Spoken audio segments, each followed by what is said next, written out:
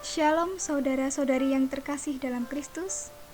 Di masa pandemi ini, banyak keuskupan yang memberikan sebuah surat keputusan terkait dengan penambahan petugas pembagi komuni. Seperti yang kita tahu, pada saat misa offline berlangsung, pembatasan usia bagi para lansia diberlakukan juga oleh gereja-gereja Katolik di Indonesia.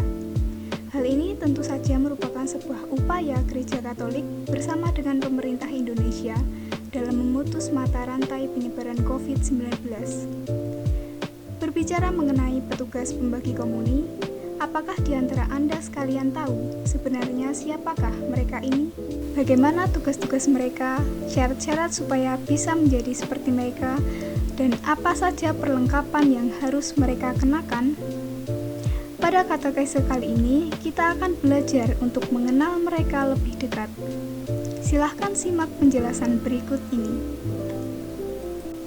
Sebelum kita masuk pada bahasan kita tentang Minister Extraordinarius atau pelayan luar biasa perjamuan kudus, hal yang paling mendasar yang perlu kita ketahui ialah siapa saja pelayan komuni perayaan sakramen Ekaristi itu.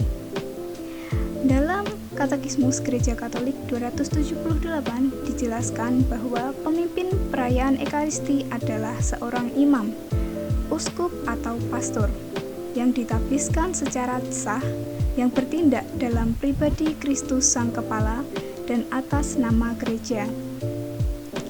Minister Holy Communion atau orang-orang yang membagikan komuni, mereka dibagi lagi menjadi dua tipe, yaitu pelayan biasa perjamuan kudus yang di dalamnya ialah imam, diakon maupun akolit yang sudah ditabiskan dan jumlahnya tidak banyak. Sedangkan pelayan luar biasa perjamuan kudus atau minister extraordinarius berasal dari awam atau biasa disebut dengan istilah prodiakon atau asisten imam.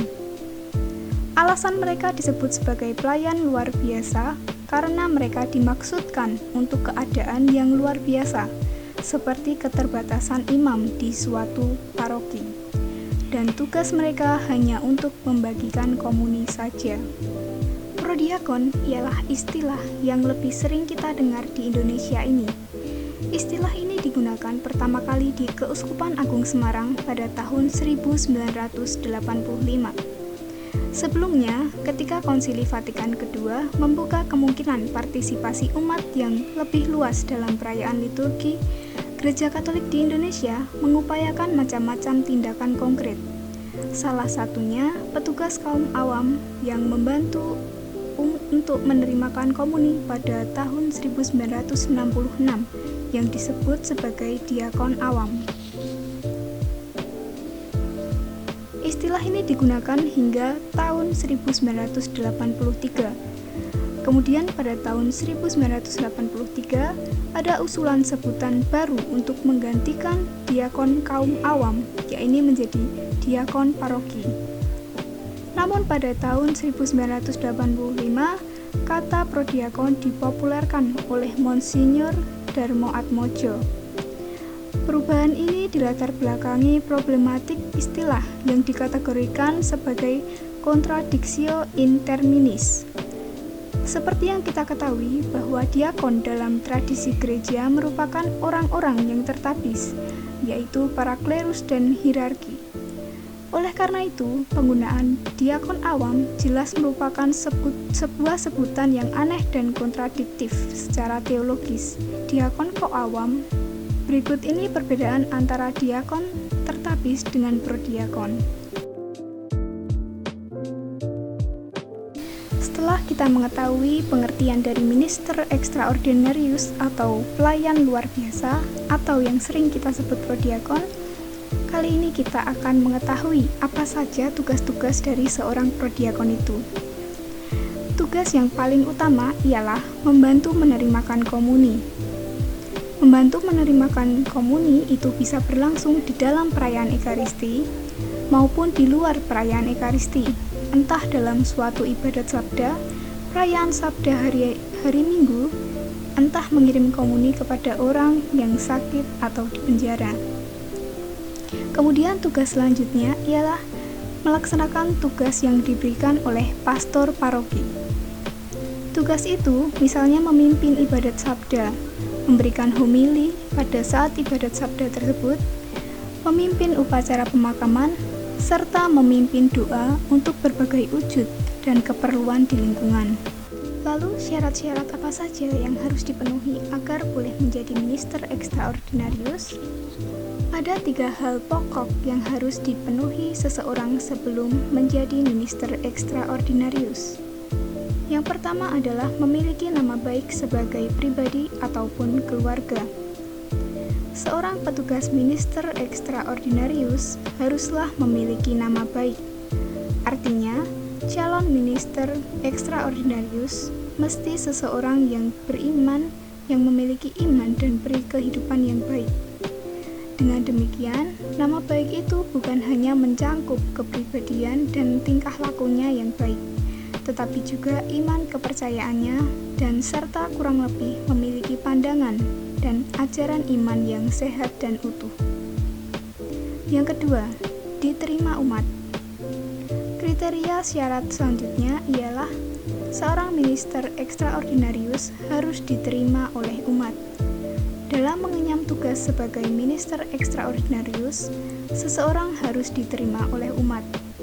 Karena bisa jadi ketika seseorang memiliki nama baik, belum tentu umat bisa menerima dia untuk menjadi seorang prodiakon. Pada umumnya, orang diterima oleh umat karena perilaku dan hidup moralnya yang baik. Namun bisa juga seseorang dapat diterima umat yang lain karena watak dan karakter yang seimbang dan mampu menjadi penengah dalam konteks umat yang kurang rukun. Pokok yang ketiga, memiliki penampilan layak.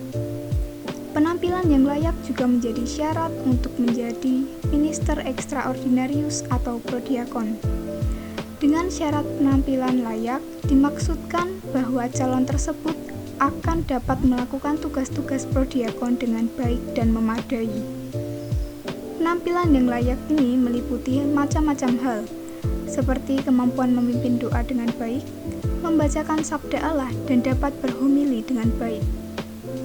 Penampilan yang layak juga menyangkut hal fisik, seperti masih bisa bergerak dan berjalan baik, masih sehat sehingga tidak ada masalah apabila ia harus mengirim komuni pada orang sakit di pelosok, atau ketika ia harus naik turun tangga saat membantu membagikan komuni pada umat. Dan yang terakhir adalah perlengkapan liturgi. Perlengkapan liturgi apa saja yang harus dipakai ketika akan melaksanakan pelayanan?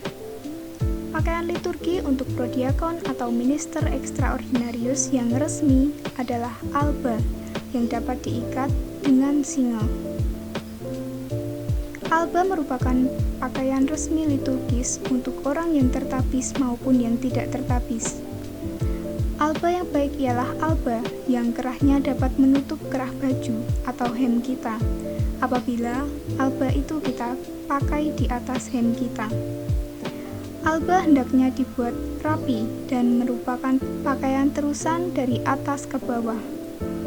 Hendaknya ujung bawah alba tidak terlalu tinggi atau malah kedodoran. Apabila alba terlalu panjang alias kedodoran, jika dipakai, kita harus menggunakan singel. Tetapi singel sendiri boleh tidak dipakai apabila ujung bawah alba sudah pas dan enak dipandang ataupun enak untuk bergerak.